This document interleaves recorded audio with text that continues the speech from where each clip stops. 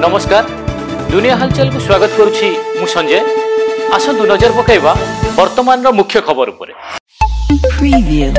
भुवनेश्वर गंडमुंडा छक मधुसूदन पार्क निकट एक गछरे जणे युवकंक झुलंता मृतदेह उद्धार एवं मृत युवकंक परिचय अस्पष्ट थिया बेले पुलिस घटनास्थल पहुंची छानबीन करबा सह तदंत आरंभ करिछि। पश्चिम बंगर दक्षिण 24 परगना पथर प्रतिमा गाँव में गैस सिलिंडर विस्फोरण यह विस्फोरण में 7 जनकर मृत्यु घटिया बेले मृतकों मध्य 4 जन शिशु और 3 जन महिला अछंती एवं समस्त गोटे परिवार बोली सूचना।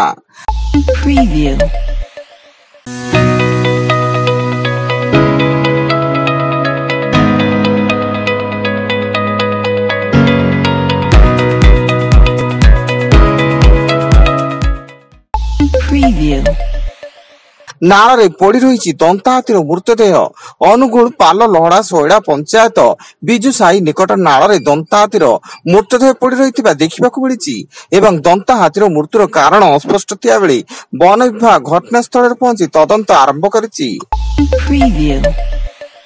भुवनेश्वर भरतपुर अंचल रे बड़ भाई सान भाई को गुंडा लगाई हाणिथिबा भरतपुर थाना रे अभियोग होईछि। खबर पाई पुलिस अभियुक्त को नेवा समय रे स्थानीय लोके एवं पुलिस मध्य रे धस्ताधस्ती परिस्थिति उपजिथिला। फल रे परिस्थिति नियंत्रण लागि घटनास्थल रे एक प्लाटून पुलिस फोर्स मुतयन होईछि।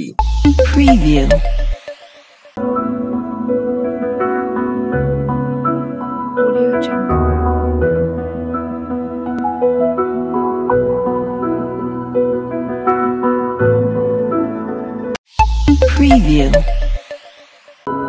Audio Jungle.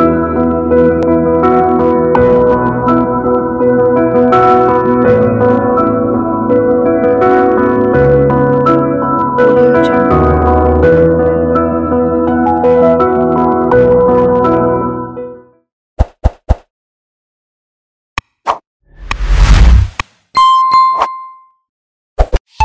Preview.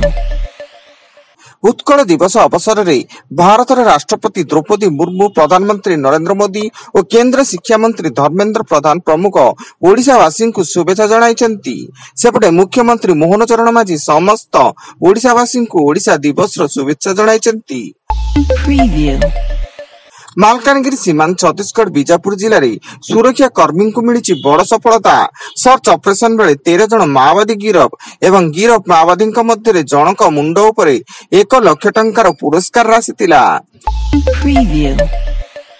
2023 ब्रह्मपुर निमखंडी नाबालिका दुष्कर्म मामला रे दंडादेश शुणाइले ब्रह्मपुर पोस्को कोर्ट। दोषी नवस्वाई को 20 वर्ष जेल दंड शुणाइबा सह पीड़िता को 10.5 लाख क्षतिपूरण देवा को डीएलएसओ को निर्देश होईछि।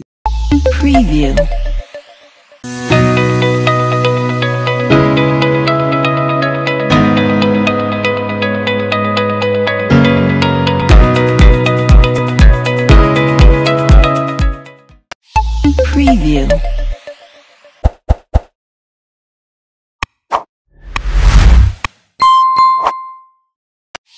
Preview.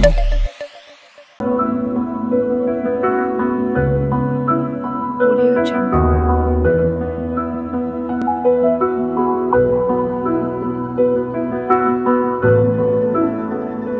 Audio Jungle.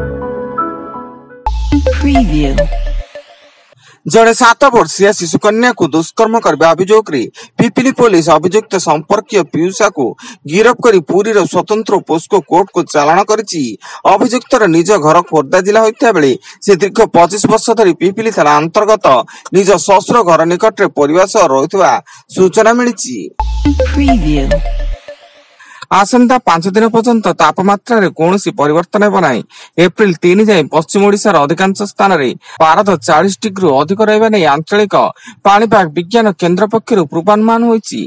आज बौद्ध रे सर्वोच्च तापमात्रा 41.8 डिग्री रेकर्ड करा दैता बेले झारसुगुड़ा रे 41.6, संबलपुर रे 41.2, हिराकुद, बलांगीर और टिटलागढ़ रे 41, भवानीपाटना रे 40.8, सुंदरगढ़ रे 40.3 डिग्री रेकर्ड होईछि। एवं कटक रे भयंकर अग्निकांड स्थानीय दोल मुंडाई छकरे थिबा एक लगेज एवं कपड़ा शोरूम रे भयंकर निया लगी बहु मात्रा रे सामग्री पोड़ी पाउंस होई जाईची। वर्तमान पाई एतिकी अधिक न्यूज अपडेट्स पाई विजिट करंतु आम वेबसाइट www.duniyahalchal.in। धन्यवाद।